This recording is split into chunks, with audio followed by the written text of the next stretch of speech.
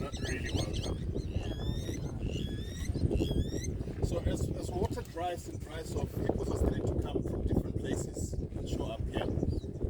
So what happens then is that like these guys could be new. Could be coming from a place where they stayed until now there's barely water left in the lagoon where they were. So now they go around seeking new places. So there's that distrust when they arrive, especially if it's males. Well, pretty soon the water will be rising, so they'll be okay, right? Yeah, but it's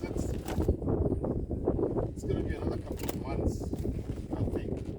But slowly getting. How do you measure? What they get accepted or don't? So the